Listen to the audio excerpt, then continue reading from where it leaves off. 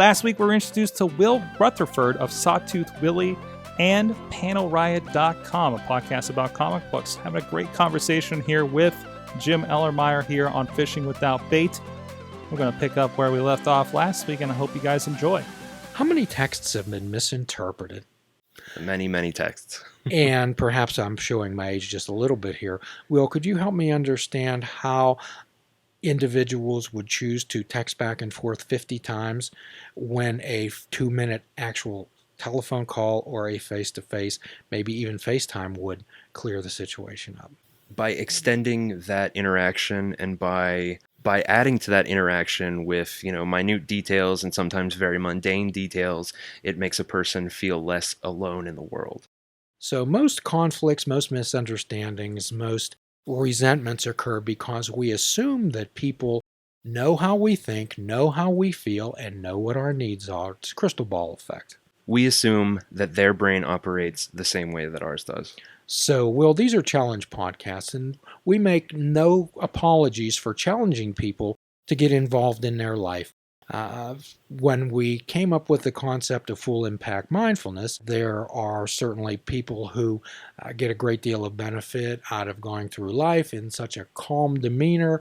However, our philosophy is that we do not need to sit on satin pillows and wear orange and crimson robes, being surrounded by 10,000 candles, being all day. We can certainly center ourselves in other ways and be fully aware. And when we talk about full impact mindfulness, Will, when we talk about the butterfly effect, and perhaps you've heard of the chaos effect before, when we asked Fame 15 to design a logo for full impact mindfulness, we came up with a butterfly logo. And actually, perhaps if you go to our Facebook page, you can see the edited video. It's a short one where we had it put on. And what we did, Will, have you ever seen a chrysalis? You've seen a cocoon. Yes. You've seen an egg. Okay. So inside a chrysalis and inside a cocoon and inside an egg, is there light or is it dark? It is dark. And what we're helping people do is to get out of that dark place in their life, and that's often a struggle.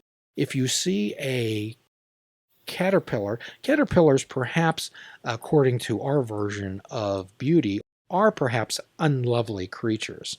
However, a butterfly is termed or viewed as beautiful. Right.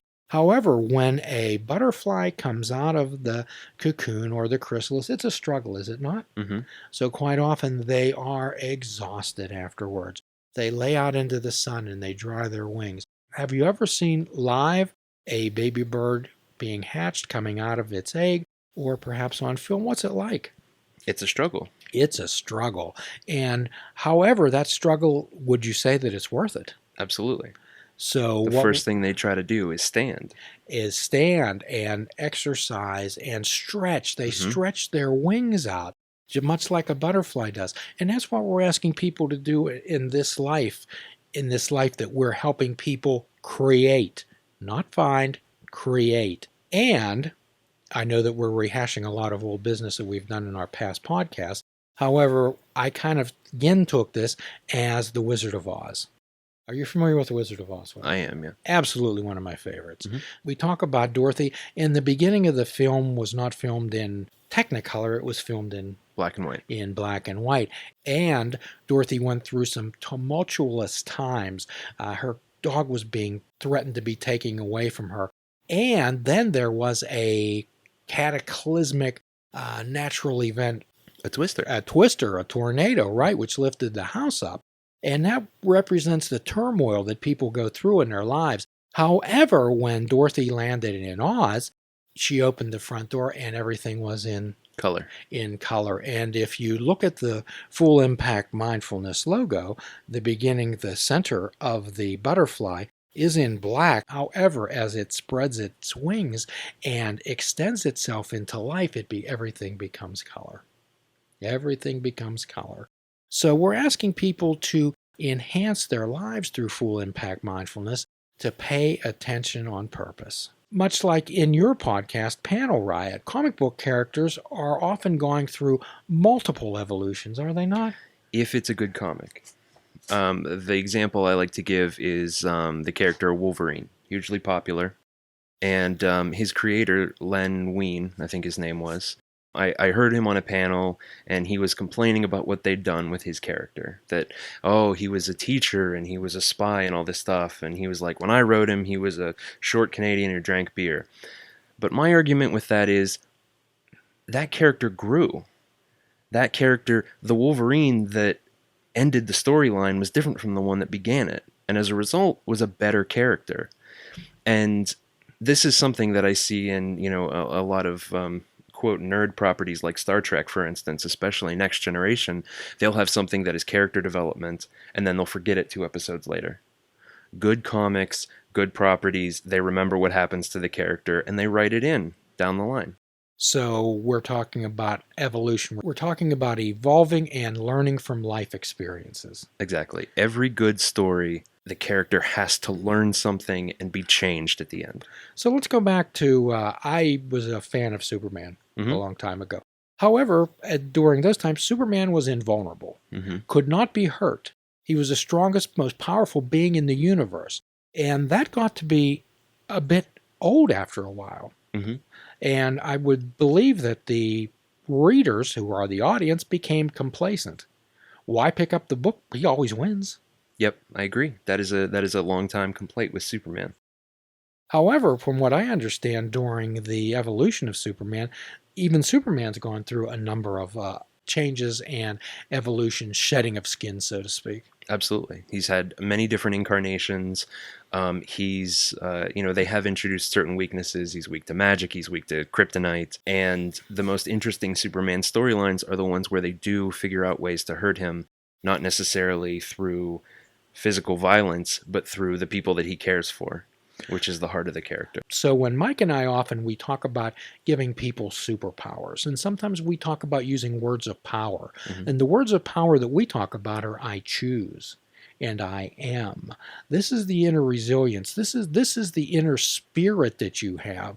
Mike and I often talk about taking the perspective of we're spiritual beings having a human experience for whatever you choose to connect with in this world. If you truly believe that you're alone, Will, that's a sad, lonely place. Yes, that's very true. So even in the superhero business, even in the comic world, there are many team-ups, are there not? There are, yeah. And they complement each other's gifts, talents, and abilities. So could you talk about a little bit about that, about a few of those? Well, again, as I always say with comics, it depends on the writer and the art team. But the best superhero team-ups, Batman and Superman, are a wonderful example of that. They're two completely different, not completely, they're two very disparate characters, but their differences make them fit together like puzzle pieces. They complement each other. Exactly. And as we talk about on Fishing Without Bait, we look to connect the dots. We look for people who support us. We look for like-minded people. Quite often, what we suggest to people is some people live lives of being restless, irritable, and discontent, as perhaps they are an excellent bowler. However, they keep trying to insinuate themselves into a golf league. Because they are lonely. They're lonely. They're looking for their tribe. They're looking. Say more about that. I like that term. Well, I feel that it was something that I really experienced when I was younger and I went to art school. All throughout high school, I didn't have a lot of friends. I didn't have a lot in common with a lot of people. I came to school and I found my tribe. I found people who were so much like me, who liked the same things as me, and who I felt comfortable around and happy with. And I'm still friends with those people today. Our thoughts are, we have to ask ourselves, help us understand why people continue to put themselves in positions of emotional vulnerability. You've heard the old story, no pain, no gain. Correct, yeah. However, let's use a wise-minded approach to putting yourself in real positions of vulnerability. Okay. Which, getting back to the social media, is that when you're putting yourself out there, you are making yourself vulnerable. Absolutely. It's no secret that everyone out there who has listened to the podcast in the past know I'm from the 12-step world. And one of my admonishments to people when they get involved in that world is do not say anything in a meeting or to someone that you would not want repeated. That makes good sense. As it most likely will. Mm-hmm. So perhaps just the same as what we often talk about also will, and I think you can follow along with this, being an aficionado, perhaps of sword and sorcery and those type of things. One of the most closely guarded secrets, especially for a sorcerer or a wizard, and what else do they use but power, is a person's name. Right. So if you knew a sorcerer's name, you had power over them, did you not? Are you referring to the Name of the Wind, the Patrick Rothfuss books? Not necessarily. However, you might be turning me on to something that could be intrigued with. Say more. They're amazing books, and a big section of these books is how knowing something's true name gives you power over it. And the main character, Kvoth, the first name he speaks is the Name of the Wind. And